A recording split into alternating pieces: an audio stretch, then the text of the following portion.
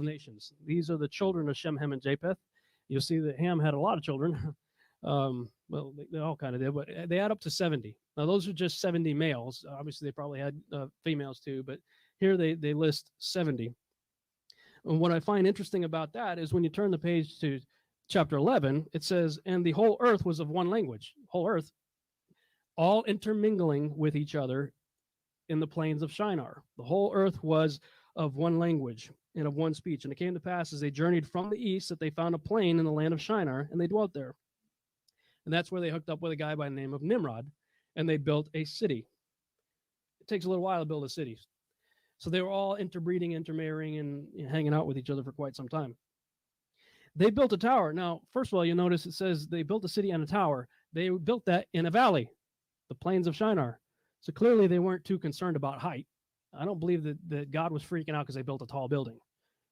God didn't get all upset and nervous when we built the World Trade Centers and the Empire State Building. No, I think there's a little bit to that, the whole reach into heaven thing about heaven being this far away and other dimensions Chuck Missler talked about and Gary Stearman. They were creating an interdimensional portal. And apparently whatever they were trying to do, they could have done. Because if you continue reading, it says, and the Lord came down to see the city and the tower which the children of men builded. And the Lord said, behold, the people is one, and they have all one language. And this they begin to do. And now nothing will be restrained from them, which they imagine to do. So apparently whatever they're trying to do was at least possible.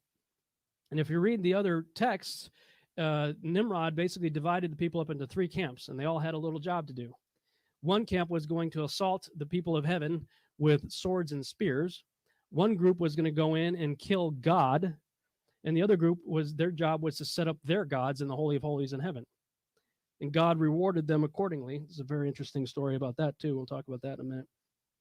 So God divides the languages. And a lot of the ancient Hebrew texts say, and even the Bible itself in Deuteronomy talks about the nations were divided according to the children of Israel in one translation, according to the sons of God in another. Basically, the belief is that they were divided into 70 different languages, 70 different people groups. There's about 1,500 people. Obviously, not everybody had a different language. They had 70 languages, and they went in groups.